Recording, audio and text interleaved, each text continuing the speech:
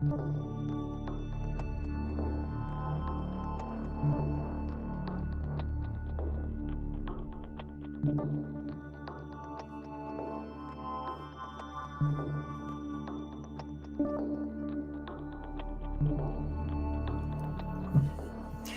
guys, welcome back to the Ghost and Friends channel. Got a couple of friends here today. Welcome back to the channel, Mr. Dave Myrick, and for the first time, Mr. Calvin Kirkland. Welcome. How are we doing, guys? Doing good, man. It's good to be back with you. That countdown again, it makes it feel so professional. It's almost nerve-wracking. Like, here we go, 3, 2, 1. But the music. It's the music, and said I was backstage. I've never been backstage before. Damn. It kind of honestly, I look at the stadium and I hear some music and I start to get the feelings of opening kickoff at Red River. The bands are just kind of scurried off the field. We've had the booing and cheering for both teams as they come out. Under a month, guys, under 1 month. We are here to talk a little bit of Oklahoma football with Mr. Dave and Calvin. Got a very big weekend for the Sooners up in Norman. And so with that, I'll ask you, Dave, what's the vibe around campus in the city of Norman right now, sir? Cord, it's weird. Of course, Coach Brent Venables met with the media and updated us on some things this morning. Injuries, that's been the biggest storyline of this season, down to their second and third string offensive linemen. They've got the 4, 5, and 6 wide receivers acting as the 1, 2, 3 right now. And it shows this offense, the game plan, the rhythm has not looked good. Jackson Arnold's been up and down. There's been no run game to speak of. So there's really been nothing along the way to help Jackson Arnold fall into a rhythm and start looking like a quarterback that we all thought he could be. When you can't run and you can't block it up, man, those play action passes, linebackers aren't respecting that. They're dropping back into coverage, taking away everything over the middle, and really they can't block up long enough to have any deep shots. So it's a very condensed field. And the point I'm making is the mood is that. People have seen it. They're uncomfortable with it. They've got faith in the defense, but they also see a Tennessee Volunteer team rolling in that, Nico Lamaleva, Dylan Sampson, Dante Thornton. They've got weapons across the board. They run up tempo. A very, very tough task, and I think people are a little bit on edge with what they've not seen out of this Oklahoma offense versus what's rolling into town this Saturday. Yeah, understandable, man. Tennessee definitely looks it looks solid, especially on the defense. That front seven's flying around. They're making a lot of plays, a lot of tackles for loss, sacks. They're turning the football over. Looks a little bit like your defense. You guys are. I've said a couple times on the channel that the Sooners' best offense right now is the defensive unit. Y'all have scored what, close to 50 points off turnovers or something of that nature. Calvin, when you think about the Oklahoma offense, this is a man that is a Longhorn fan, but is very, very well versed in Oklahoma Sooner football. And so if you're a Sooner out there and you hear him talking, I'd pay a little bit of attention. He might know more about the Sooners than some Sooners. And so when you look at OU from this first 3 weeks, Calvin, what are your early impressions, sir? It's really health. Nobody knows what to expect right now. Everybody's getting antsy at this point. I feel like the team hopefully is not. Maybe they're locked in. They understand the assignment. They know what's going on. From what I see, there's some key players, some key positions that they've got to have healthy. I think, is Hickman back this week, Dave? It's kind of 50-50. Him and Troy Everett, Nick Anderson, I'm hearing rumors that all might play, but I've heard that the last 2 weeks. So Nick Anderson is their biggest receiver. They need Nick Anderson, and he was 50-50 last week. And I feel like maybe this is a week that if you can play, you do play. Right. And if they were on their third string center last week. So my impressions is that the talent is there. It's weird because it's been a while since we've leaned on the defense around here in Norman, but that's what's happening right now. And I feel like if they can get some things to fall into place with some key players, I'd like to see more of Tatum. I don't know what Dave feels about that, but I feel like he's the best running back in the backfield. He had a couple of touchdowns this past week too, didn't he? Yeah, 36 yards from scrimmage, 2 touchdowns.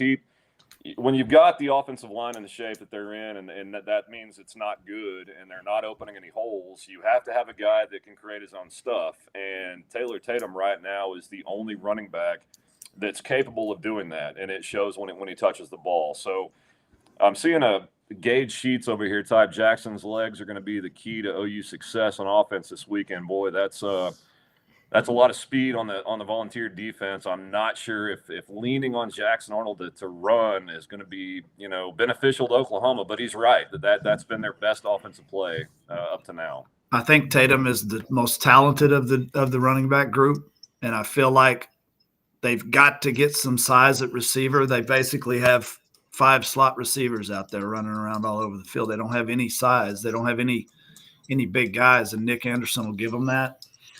And you're not seeing a lot out of the tight end position with Oklahoma. They're having to hang guys back because the offensive line is so bad. They're bringing in 2 tight ends. They're doing everything they can do to protect Jackson. Yep.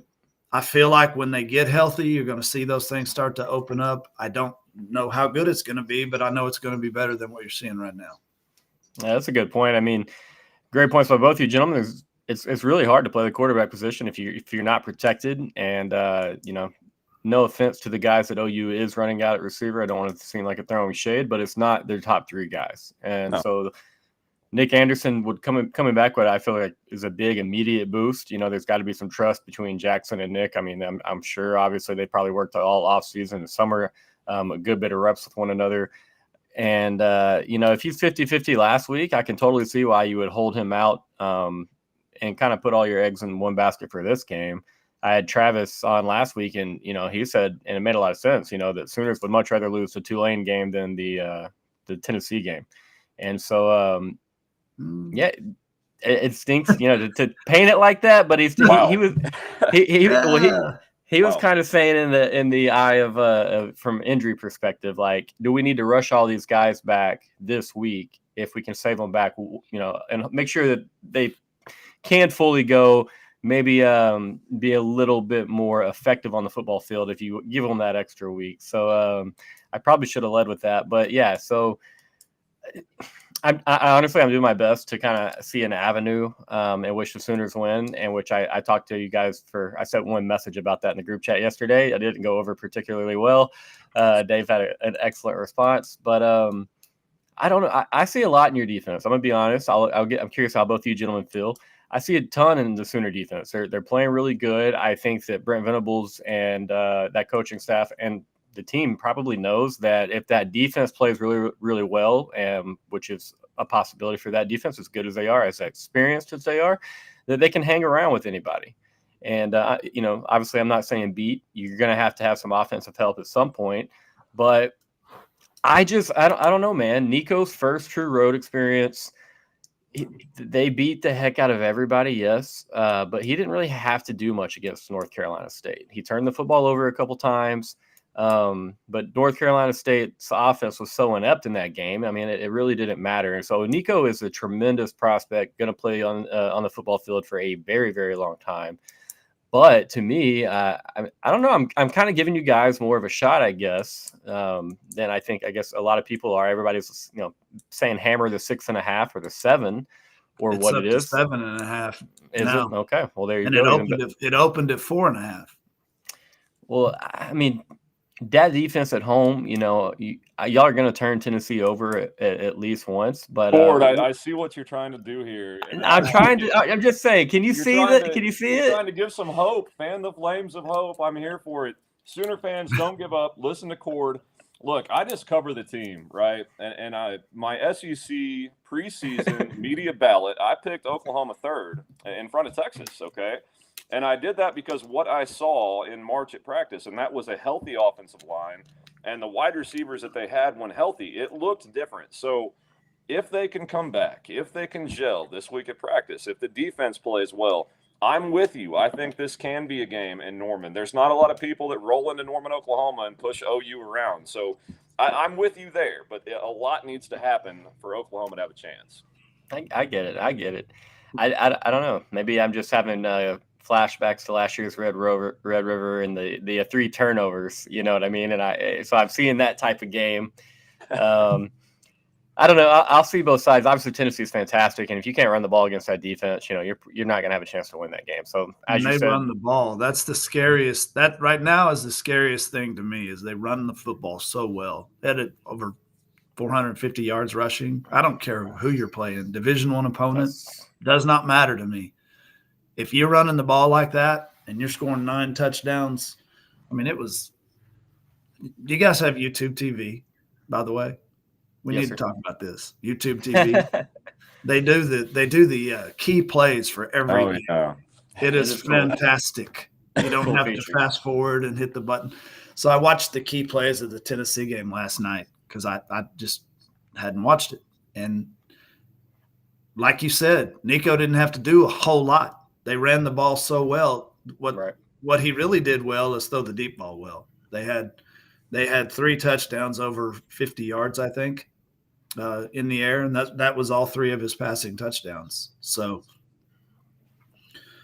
if they run the ball like they ran the ball last week, that's going to be a problem. It's going to be problematic because your offense is not currently – Oklahoma's offense is not built to keep up with that. And that wears you down over time, and they're going to be a problem if they run the football like that. Well, let me ask you, Brent Venables is going to do obviously everything he can to put his team in shape to win this game. Do you think he does everything he can to take that run game away and force Nico to try to beat him one-on-one? No question. I mean, I know it's easier said than done, of course, but I do, and I think that's what he should do. I think that's the game plan. When you look at Oklahoma from a position group, their linebackers, excellent. Defensive line, outstanding. Defensive backs, outstanding. He's got to find a way to stop that run game and let the back end of that defense do what it does against Nico, because I think you're right. I think they're going to turn him over. I don't mean to be a pumper here. It's going to be a difficult task, but like Dave said, not a lot of times people come in. I mean, they just don't come into Norman and push them around. And right now, the best thing that OU has going for them is the fact that they're being talked about the way that people are talking about them, and that pisses them off. Yep. And they go out there and kick the shit out of somebody. That's what needs to happen. I mean, it's just what you've heard for several days now is Tennessee's, being fully transparent. They're getting ready to go in there and deliver a Sooner ass whipping. That's the national perception of this game. And making Gage, appreciate you being here, Gage. Love you, brother. Making Gage's point here, North Carolina State did not look very good in the first quarter and a half against Tennessee. They're still finding a way to go down the football field with a chance to, I want to say to make it a 3-point game. Halfway through that second quarter, Grayson McCall throws an egregious pick 6, and that was kind of all over. So Jackson can't turn the football over. You're going to have to win the turnover battle, probably by a couple turnovers, just because that offense is pretty dang good and their defense might be even better. Dave, give me 2 things. It's probably pretty obvious based on what we're saying. 2 things you're going to have to see, if 2 or 3, as many as you want, if Oklahoma gets out of Memorial Stadium with a win on Saturday. Well, the turnover battle, that's cliche, but every big game that comes down to it. You brought up Red River Shootout last year. What happens the first drive of the game? Gentry Williams steps in front of a Quinn Ewers pass, picks it off. That changes the entire complexion, the entire thought process of that one. And this game feels an awful lot like that. Nobody was giving Oklahoma a chance last year. It all comes down to health for me. I hate to keep banging that same drum, but the team that I've seen at practice in preseason looks so different from what has taken the field. And it has everything to do with health, man. If you've got your second and third team offensive linemen up there, the reason guys start is because they're good at both. They can run block and they can pass protect. When you get deeper down, you've got guys that are good at one. You've got guys that are better at pass blocking than run blocking. And you have to call your plays, and it gets contorted trying to do that. So getting guys back on the line, man. Right now, again, Oklahoma can't block up long enough to throw a post pattern, and that's problematic against Pierce and that Tennessee front. So get guys back, win the turnover battle, try to stop the run the best they can. Calvin, you're right. That front 7 has no doubt been the bright spot, holding opponents to, I think, under 3 yards per carry, which is good for 22nd nationally in rush defense. So if they can slow down the Tennessee run game, play really well on first down to not allow Tennessee to get into that tempo and rhythm that kind of gets that offense going, they'll be in good shape. But it's an awful lot of things to check off the list to see Oklahoma win this one. Yeah, I get that absolutely. I mean, I still want to see. I still need to know more about Tennessee. I think we're going to find out a lot this weekend. Obviously, we still need to find out a lot about Oklahoma. And one thing that I'm sure it's going to be obviously a very intense week of practice for both of those. Does Heupel being the head man at Tennessee add a little bit of extra motivation to this game? No doubt. After 2014, Bob Stoops fires Josh Heupel as offensive coordinator. A lot of people thought his brother Mike Stoops, the DC, should have been the one out the door. Josh Heupel's not forgotten that. It has not been a good relationship with Oklahoma since then. Of course, Josh Heupel is the last quarterback to win a national championship for Oklahoma. It should be a great relationship. It should be a celebration coming back to Norman. It is not. It's bad blood, and he's going to be out for blood on Saturday. Do you think there's a chance that the Sooner faithful do as I guess he anticipates a little bit and keep it nice and quiet on offense? I don't know if you saw that soundbite. Thought it was pretty funny though. I missed that one. Well, what did he say?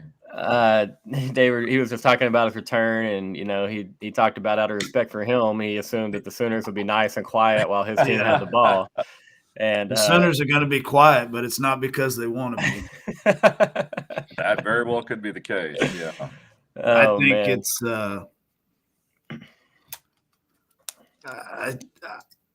he's good. They're about what I see with them is balance.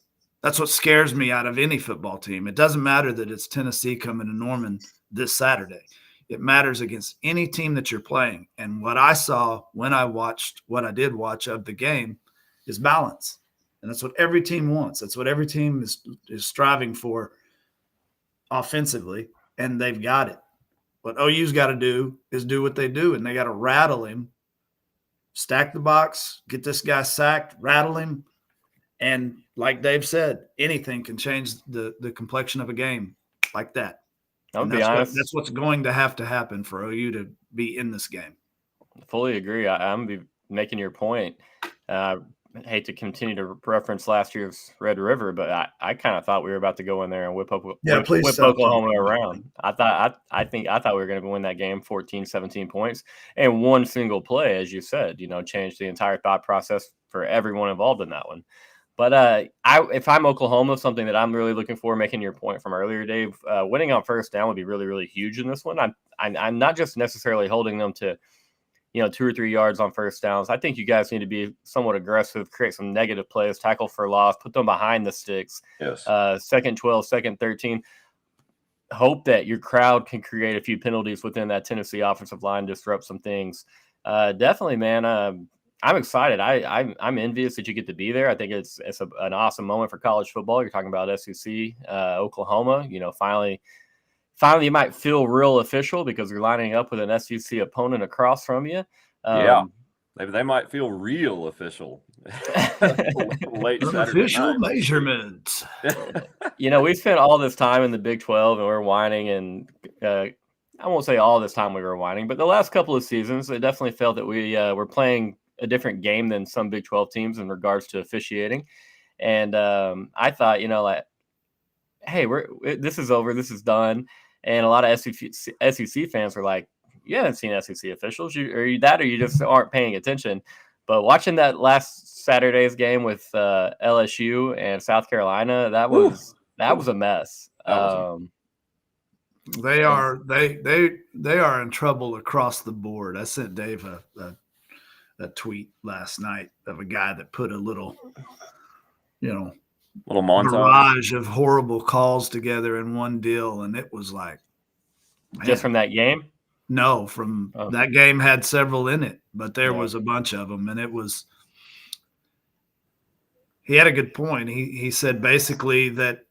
Well, he did. He had a weird point. He said with the injury to Tua, which happened on Sunday, right, or whenever it happened, it was still after the. But anyway, it happened on Thursday. That's right. That's right. And he said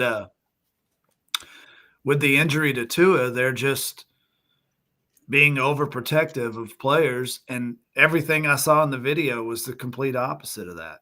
Yeah. And not to mention, Tua's injury didn't have a damn thing to do with any type of a bad hit or anything. He's just got a soft melon. He was running up the middle and ran into the guy. It wasn't even a hard hit. And so officials right now are apparently under the gun in every conference. But let me say one more thing about it. It's nice to be able to watch the Big 12 officiating and not have a vested interest in it. They are bad. I'm sorry, SEC years are not worse. The Big 12 is the worst.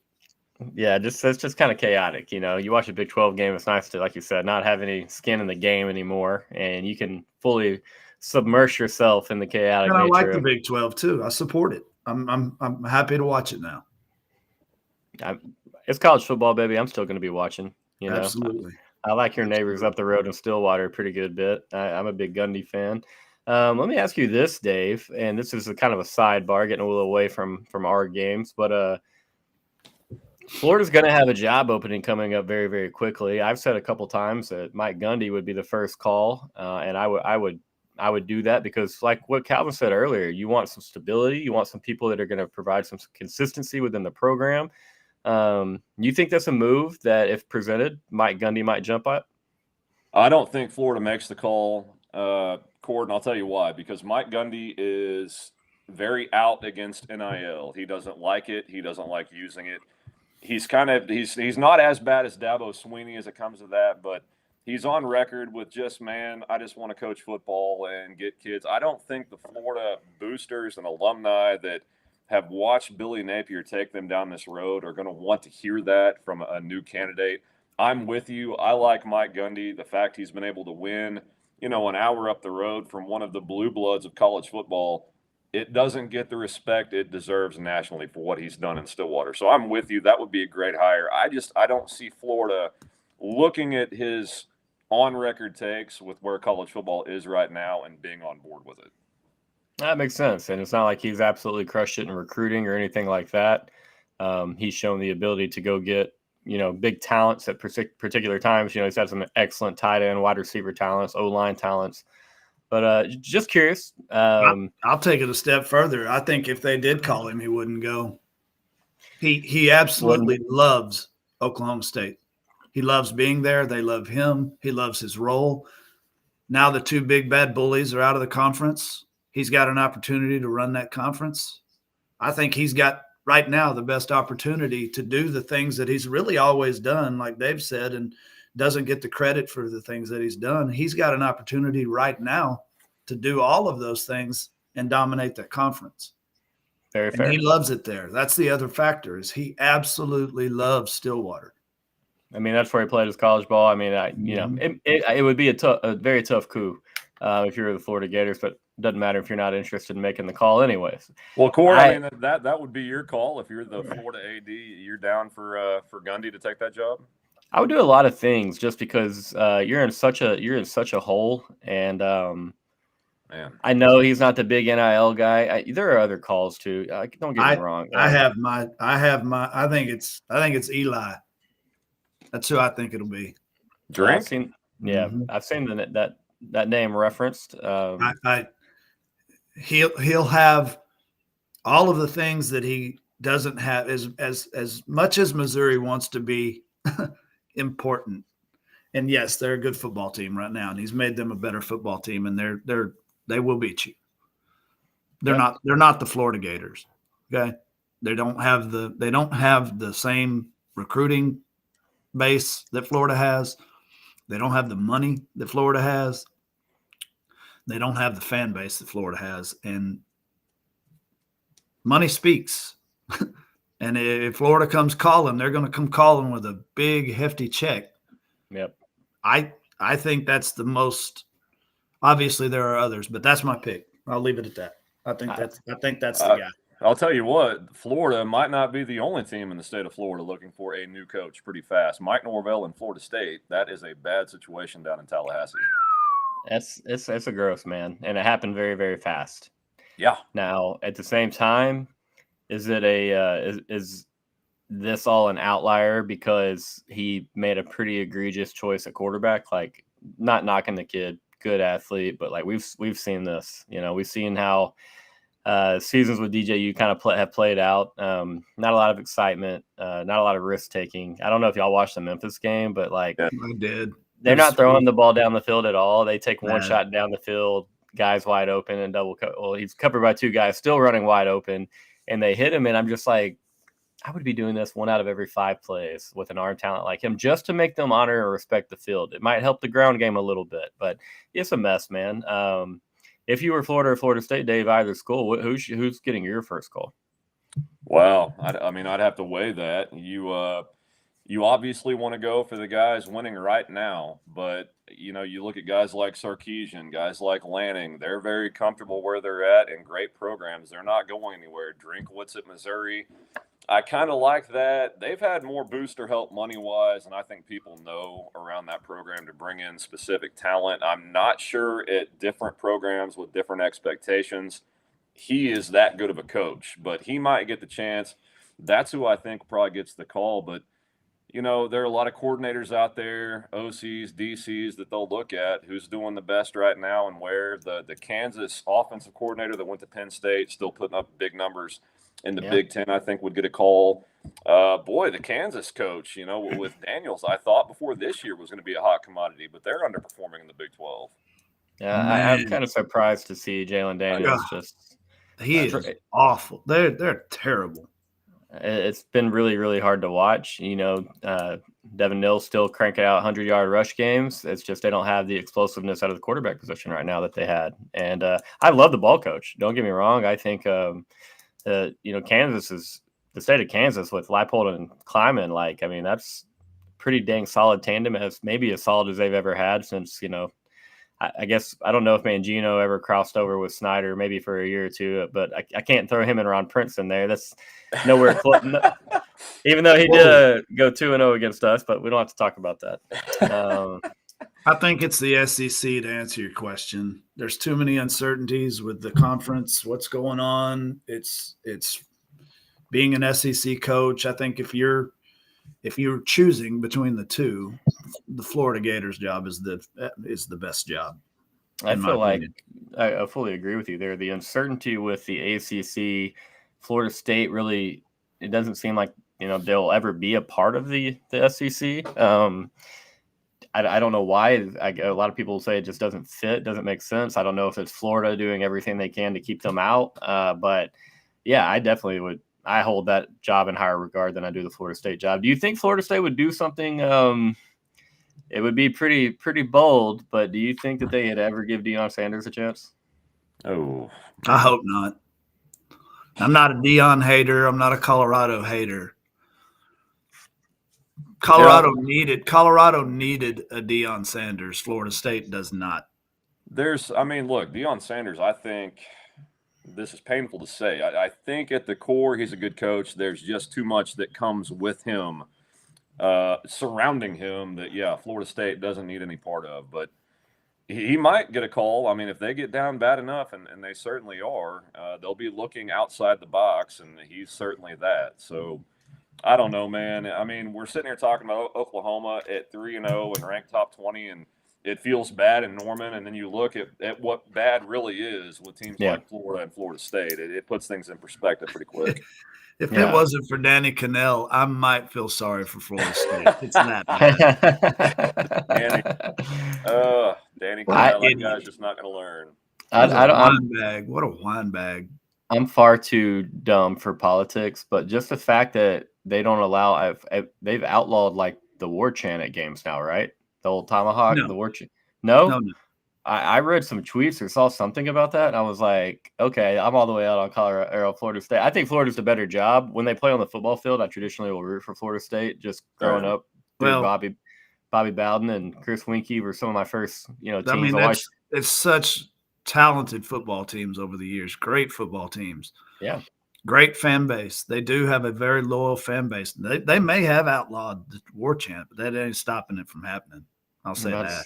They may have said, don't do that, but they're still doing it. It's one of the coolest parts about college football, and no one's doing it to be offensive to anybody. They're doing it to make noise, have fun with their friends, support their team that they have always supported. So those little things do bother me and piss me off at times. And so I was just curious because politics and football do not need to be joined. Yeah, fully agree there. Okay, Dave, we're gonna get back on your Sooners. So you have a big one. Yeah. As the season, you said what you saw in the spring, what you've seen in the last 3 weeks, obviously due to injuries, is not quite the same product. Has it kind of changed your overall season expectations? We haven't got to talk since the season started. Sure, it has, Cord. When you see a team that cannot run the football, as Calvin was saying, that's so vital to everything that you want to do offensively. If you can't do it, that takes away everything scheme-wise that you plan for. Throw it out the window. So unless they figure that out, sure, that changes a lot, man. But what's fluid in this situation and really hard to know is what it looks like when they get guys back, if they get guys back. And we don't know either of those. So it's kind of a 50-50. Like, yeah, it looks really bad right now, and it changes my win total and the entire expectation for this program. But on the other hand, if they get, some ones and twos back and it looks like it did in the spring and March, then I'm kind of back on board to where I was before. So I can't really answer your question until we see exactly what's going on health-wise across the board. Now, that's more than fair, man. And I must say, even as a Longhorn, I want to beat the ever-living tar out of Oklahoma every October. But I never want Oklahoma to show up with a couple losses and a bunch of injuries, when they get there. That game means a ton to me. I even said to a couple Sooners privately yesterday that there's a chance I might be silently, very, very silently rooting for you guys this weekend. I'm all about the Red River hype and it being built up to be all that it can be. But yeah, it sucks on our side to see you guys have injuries. I mean, it really does. Like, those kids are busting their butts, working really, really hard to put themselves in a good spot to go, try to further their career. And you don't want to see that, man. So definitely hope that you boys get healthy up there. Cord, the college football is better when Oklahoma and Texas meet and are both good. That is good for the game. You beat me to it.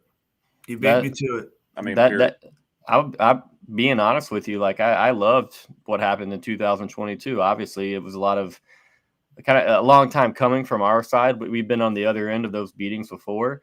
But I'd rather go in there and watch us beat you guys by 3 points than by 49. Does that sound crazy? Kind of sounds crazy saying that out loud, but not at all, man.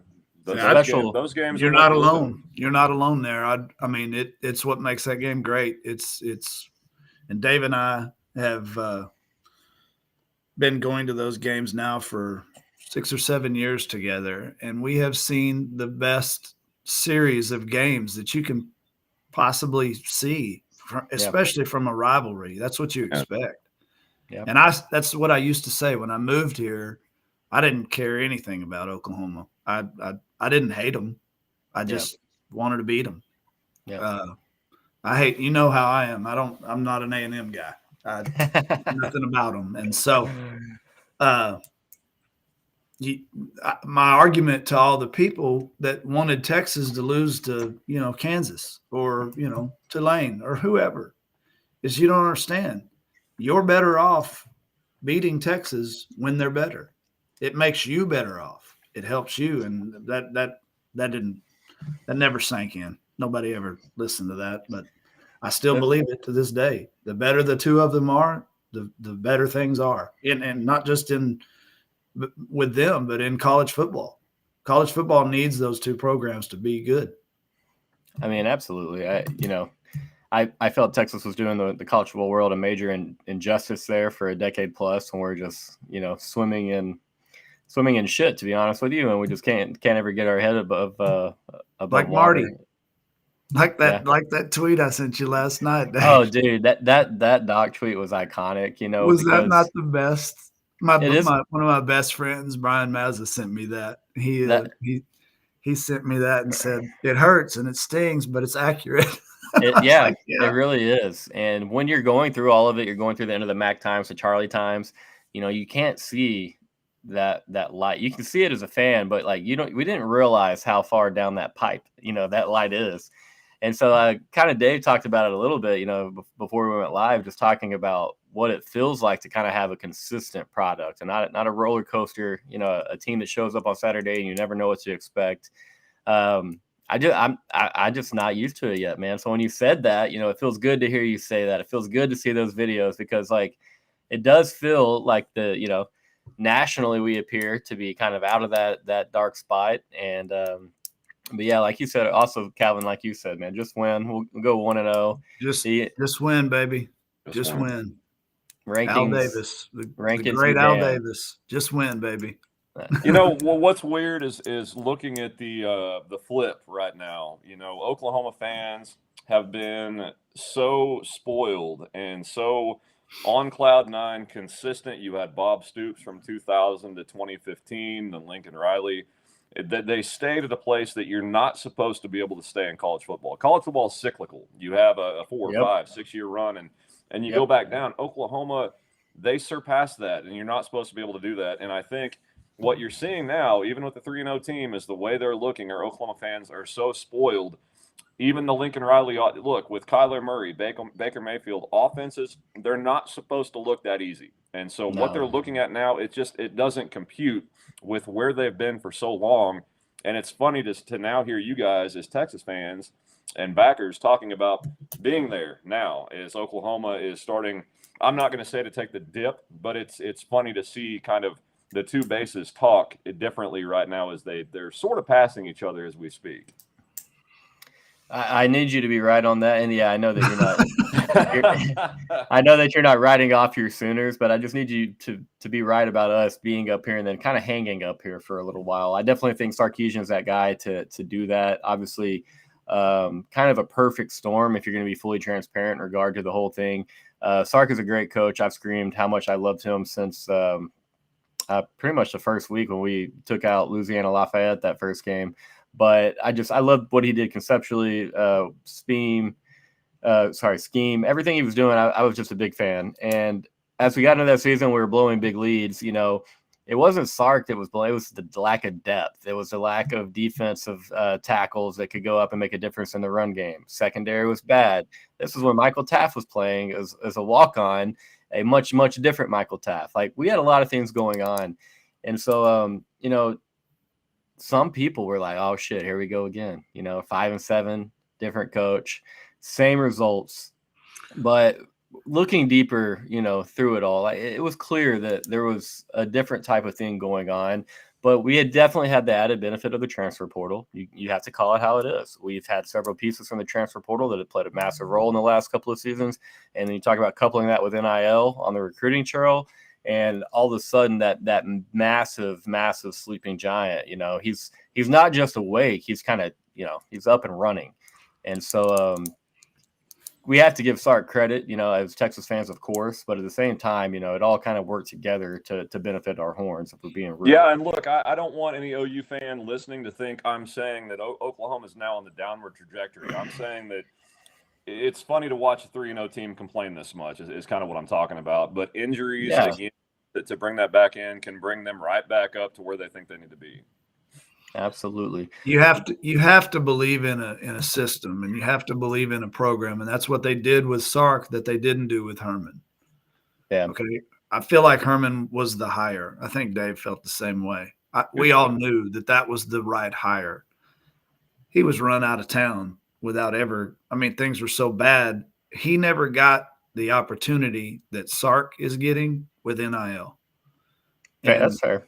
I mean, that's just the truth. I believe Sark is a great football coach. I don't necessarily know that he's a better football coach than Tom Herman. I mean, results are what they are, but he has a different, playing field here. He's got a different deal. And when they opened up NIL, we'd all be lying if we didn't say to ourselves, well, okay, we can definitely compete there. Yeah. And it's just opened up opportunities, and I don't think it's the reason. I think where Sark is probably a better coach than Herman is in the way he handles men. I believe that's the best culture trait that he has is developing his culture, his way. This is how it's going to be, and you see those players buying into it. And I believe now, I did not believe the night of the hire, but I do believe now that Venables can get that done. It may not happen as quickly as Oklahoma fans want it to happen, but everybody loves Venables, the guy. Everybody knows Venables can coach. It's the pieces around him right now that I'm questioning. Sorry, Oklahoma fans, but that's just it. You know what? I've heard this, and look, I wrote my first recap of the season. I came out and said Oklahoma's game plan offensively wasn't good. The schemes weren't good. I can't tell you what the game plan. I don't know what they were trying to establish, and that's bringing up Seth Luttrell, who stepped in for Jeff Lebby as offensive coordinator. Of course, Jeff Lebby had Oklahoma in the top 5 nationally in total offense 2 years he was there. And it's not looked like the same product. Now, that being said, again, for the 1,000th time, I don't know what it's going to look like when they've got their ones up there. And I don't know if that's going to happen this year. But up to now, there are things that an offensive coordinator can do to help get a quarterback and an offense in rhythm. Seth Luttrell's really struggling in that aspect of the game as Oklahoma's OC right now. We can talk about this all day long, guys. I'll say this. I had my light on, Justin. There we go. It's blinding me. There we go. How about that? You out of witness protection?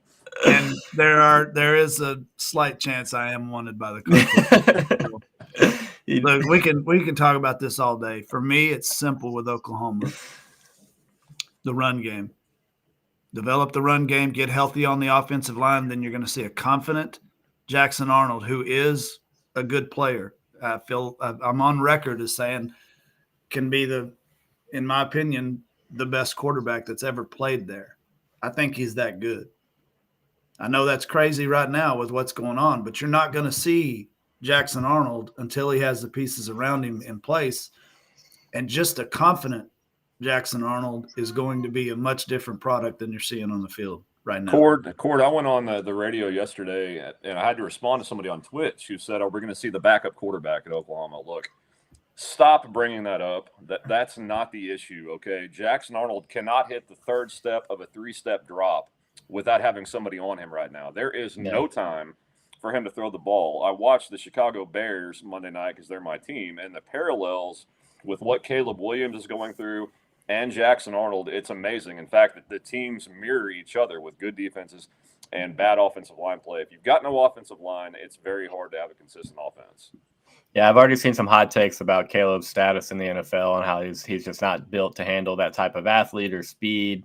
And that's foolish. When you've got 5 guys whipping people on the on the defensive side of the ball, or most of the time just 4, because when you have bad offensive lines, you're not having to bring extra guys, and you can't hold up with against a 4-man rush. Your quarterback's flushed every snap. I mean, that's what drives me crazy about fans. You know what I mean? He's an elite player, and he will have that team is trending in the right direction. They've got to work out those problems, but he is an elite player, and he will be an elite quarterback in the NFL. Casuals Cord is what you're talking about. They don't understand the fundamentals of football, and they're the same ones calling for the backup in Norman. And I'm really afraid that if this Tennessee game gets off the rails early and the fan base gets antsy and you start hearing some boos, that this coaching staff is going to feel the pressure to put in the backup. That's always the move, right? To get the fans off your back. And if they do that, in my opinion, that's punting on 2024. It's punting on Jackson Arnold's future. So I really hope, and you should hope if you're an OU fan, you do not see that Saturday. That will not happen. Mom always said, "Don't talk ball with casuals." So I got to stay off Twitter. But I definitely think Jackson's a great talent. You know, we won't fully recognize the full extent of that talent until he has the proper pieces. You got to protect the guy. If you can't protect the guy, you're going to get your butts kicked in Norman on Saturday. Better be able to find a way to run the football. It's go time. You know what I mean? It's time for them to get it done. Dave, I don't want to put you on the spot. Do you have a prediction ready for that game? Please don't do it if you don't want to, but I don't want no pressure. You're good. Yeah, it's tough again, not really knowing what, who, when, where on the line and receivers. So I think the line at 7.5 right now is about right. I think the Oklahoma defense keeps it close in the first half, and eventually it becomes obvious Oklahoma's offense just cannot get it done. And when that happens, the defense eventually breaks. Whether they want to or not, the will just isn't there anymore. And I see Tennessee running away a little bit late, covering the 7.5. But it wouldn't surprise me if Oklahoma forces some early turnovers, keeps the crowd in the game, gets some momentum. to see this thing go to the fourth quarter, but I'm going to take Tennessee to cover the spread. Okay. How about you, Calvin? You got a prediction for that one yet, sir? It almost mirrors exactly what he said. I think that they're gonna show up. They're gonna show some people what they're about. They're gonna do everything they can to keep it, to stay in the Tennessee backfield and rattle Nico. But I think eventually that run game is going to be the difference in this football game. And Tennessee has one, and Oklahoma does not right now. So I think score-wise, when you sent me the topics on this deal, that's the first thing I went to is game predictions, and I was like, okay, I think OU might cover this 7.5. And then just the more we talk about it, the more I realize it's just probably not going to happen. So I think it might be a little lower scoring affair than people think. Maybe like a 28-17 type deal, something like that. I don't know, man. I've got a bold prediction to make. It's not a Sooner win. Not doing that. I feel good about, like Dave said, that defense creating some issues, especially in the first half. Maybe Luttrell and Coach Finley. I'm expecting their best effort there in those first couple of opening scripts. I don't know if they script everything, but I'm expecting y'all to do everything you can to find a way to kind of jump on them early, and then maybe hang on for dear life against some of their maybe better SEC depth because of the injuries. But I'm gonna say this. I don't have a prediction for the game yet, but Oklahoma will go in with a halftime lead. That's one thing I'll say that. Yeah. So Oklahoma goes in with at the half. I'll maybe come back in a week and I'll tell you what happened in the second half. But I kind of like it, man. I just have a feeling that everybody is just absolutely sleeping on you guys, and but at the same time as you, very smart, football savvy gentlemen, it does seem through four quarters like it's going to be difficult to hang out with those the pretty dang good Tennessee wide receivers, a great run game, Nico, and then a pretty sick defense. I mean, that's a great defense. So I get it. We'll see what goes on. Gentlemen, thank you both for joining me today. It's been a ton of fun. I could talk to you guys forever. Look forward to a couple weekends from now meeting you guys in person up there inside the State Fairgrounds. But you have anything else before I let you go? I'll just say, you guys being Texas fans, probably what's going to happen is Oklahoma will finally get healthy and all the pieces back the week heading into Texas, and you guys will be loving life as we go down to Dallas. You got that bye week before. So. Exactly. Anything goes, dude. Anything goes that game. It does not matter. It does not matter who's under center. It doesn't matter. Nothing matters. But that's what I want to see out of Oklahoma against a Tennessee. I want to see that effort against someone else, not Texas. Granted, it's a rivalry, and but they need to show that. I get what you're saying. They need to show that they can do that game in, game out. The reason I said what I said about the prediction is because all I've seen from Oklahoma is regression in a game. It's things are going right. Things are looking okay. It's here we go. And then you see that team start to just not do the things that they're supposed to do, and it just gets that way the entire game. And as a fan of any team, I don't ever want to see that. I want to see them keep going, keep pushing, keep getting better, and they have not done that yet. Yeah, and there's one thing I'll add to that. I have to stay unbiased covering this team, talking about this team. What I will say that's been inexcusable has been the lack of discipline at times. You have a field goal last week, a 50-yard field goal from Oklahoma taken off the board because the coaching staff allowed the play clock to run out, and there was a delay in the game. And you cannot do that. I mean, that causes losses. It probably should have last week. You had Josh Bates rip a helmet off in the last minute against Houston, stopping the clock when Oklahoma was in position to run it down. Little things like that are concerning. I don't care about the injuries. That's on the coaching staff. And if that stuff doesn't get cleaned up, it's not going to get any better in Norman moving forward. Well said, man. I guess one thing that would be cool to talk about is neither one of you have been in both stadiums.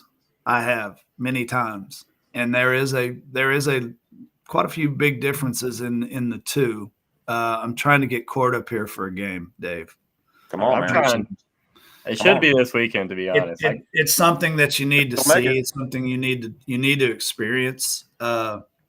as a Texas fan, I will tell you with complete confidence that the game experience in Norman is significantly better.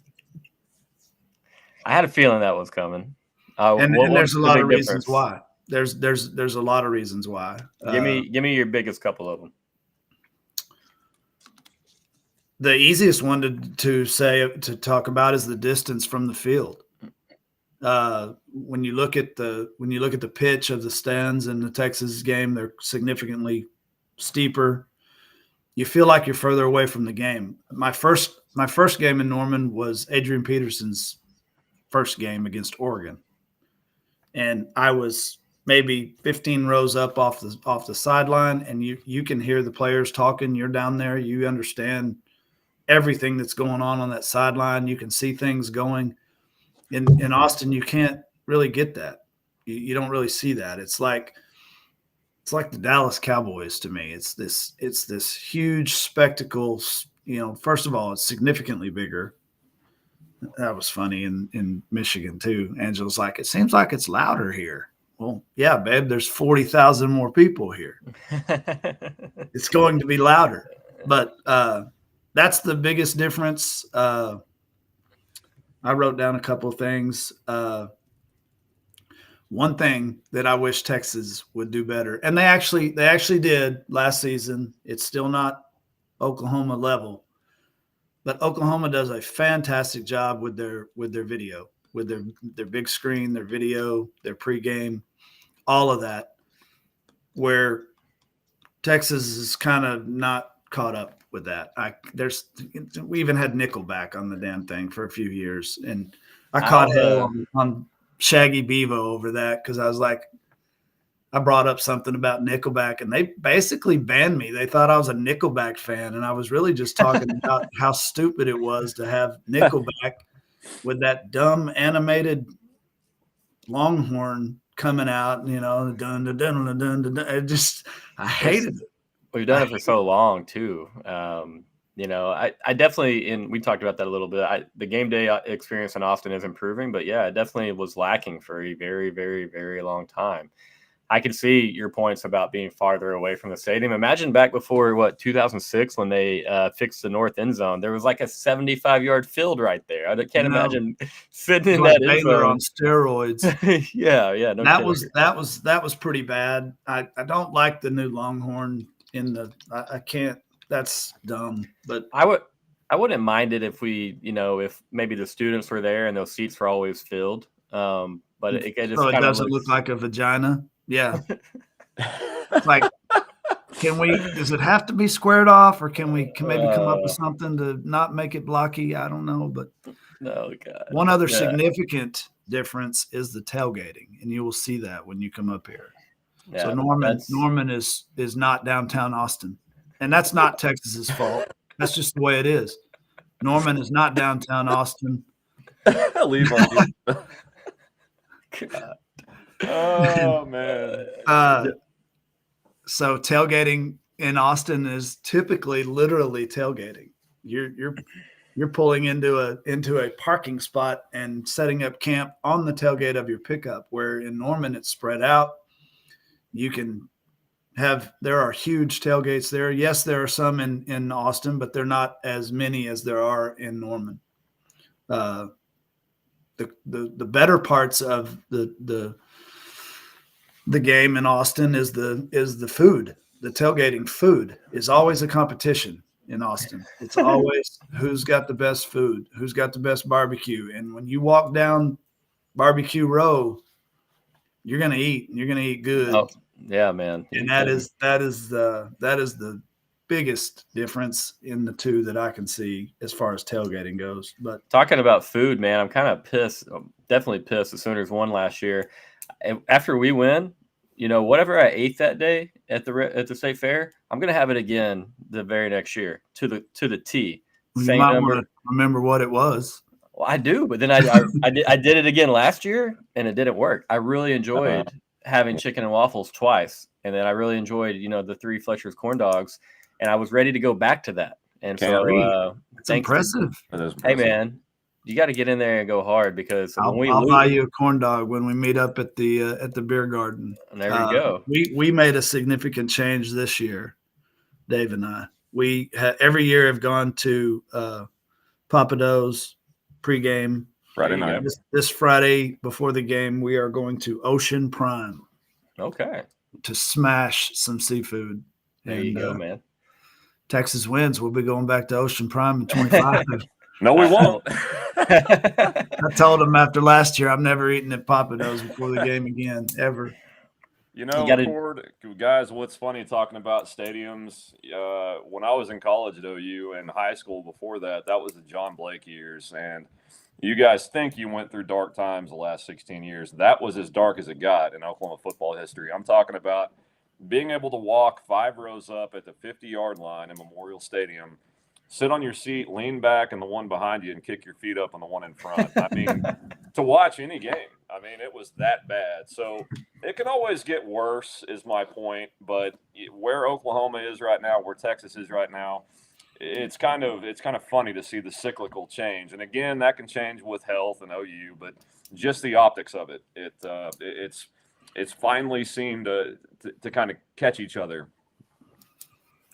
The difference in John Blake and Venables is at a bare minimum, Venables is going to at least do the right things. He's not bending rules. He's a straight-laced guy. John Blake had, besides the fact that his coaching wasn't good, he was doing way too much off the field. They got that program in a jam. I mean, honestly, when you're thinking about it, I don't see why y'all just don't let him run it back and get a second shot up there. I mean, well, he's dead. That has something to do with it. Well, that's a really, really, really shitty comment on my part. And as it's a guy, all right. He beat me to it, but sorry, Cord. I don't mean to be just too rude here, but I'm pretty sure if he was alive, that he's banned from that stadium. Oh, no worries. That I appreciate, I think this was our 53rd video, probably our last one, but it ended in a blaze of glory. People die, man. It's all right. Yeah, it happens. Cord, let's meet up in Dallas before the beer garden. Let's meet up that Friday and do something on whatever show we want to get on. There we go, man. Calvin, welcome to be early. Well. Yeah, 7:00 Ocean Prime reservation. We'll do it from the table at Ocean Prime, baby. We'll get the full breakdown. Come on. But are you solo on that trip? Cancel Cord. I love it. We can get that hashtag trending. No, I won't be. I won't most likely be solo, but I'll let you know. My brother's a high school coach in East Texas. He's worked every Saturday, for the last 7 or 8 years. Their AD's son is now a college quarterback, so he has Saturdays open. They do all their film stuff on Sunday, so I know he's trying to go. Nice. And then I have a good Sooner friend who normally runs around with us as well. So yeah, we'll keep you guys updated. Would love to obviously hang out with you guys, learn how y'all do the State Fair weekend up there, because I'm all about it, man. That literally is my Christmas, even though Christmas normally kind of sucks for me. This year will be better. We're coming for your head, Dave. But I'd love to meet you guys. Maybe we can do a show, maybe even a post game if Dave's feeling up to it. I'll tell you one thing: if we leave, y'all won't see me after. Y'all will be like, "God, he's a ghost." Actually, where did he go? I'll be out of the stadium so fast. It's Dave too, but it's not all game outcome either with Dave. It depends on the weather for us. It really does. We want to be there. We want to stay there. But there have been numerous times where I won't leave. I'll just get up and get out of the stands. I'll go down at the concession stand and watch the game and listen, just because I got to get out of that swamp ass, nasty, disgusting human stench that's around there almost every year. Almost, man. So I don't know. Let's get it together if we can, and if we can't, then we can do one of these again, maybe, or something. So, oh, absolutely, we'll make it work. Definitely make it work. We'll be way too close not to. But thank you guys again. I really appreciate your time today. Obviously, both you guys are welcome back. And Dave, good luck to your Sooners. I mean that with most of my heart. Okay, buddy. Hey, Cord, I appreciate it. You're a real one, man, and I'll keep you updated from Norman. Calvin and I will this weekend from the game day experience, all of it. Give you updates. I know that you're gonna be tuned into ABC, but we'll see how it goes, man. It might be a more interesting game than people think. We'll see. We'll see, bud. Well, It'll I be appreciate fun. it. I guarantee you we'll have a good time. I wish you could make it, but don't hesitate to ask us. It's not a thing. Trust me. We always have, between the two of us, we always have 1 or 2 extra tickets. Yeah, I really appreciate that. I've got a little buddy in here who's a 4-year-old who's making his first DKR run this weekend. We're meeting my mom, sister, and nephew. And if it wasn't for that, I think I'd do that. But let me tell you, we will be sitting there at DKR. I will have Old Tennessee and OU pulled up on the phone. I'll be watching both. I mean, that's a big game for you guys and a big game for the SEC. So let's hope your son's first experience at DKR is not the same as mine. If it goes anything like that UCLA game, it might be his one and only as well, and he might also end up in Crimson. So please, football gods. But yeah, have a great weekend, guys. All right, have a ton of fun. All right, thank you all for all watching. If you if you're on Twitter, please hop on my profile, follow the link to the Ghost and Friends YouTube channel, throw a like on this video, subscribe to the channel, show these guys some love. Ball knowers, it's fun to talk with these guys, and we're going to continue to have guests like this on the channel. Thanks for watching. For any of you Sooner fans out there and giving the old Ghost a shot. All right. So y'all have a good rest of your day, gentlemen. And to all the viewers, thanks again. All right. Have a good one. All right.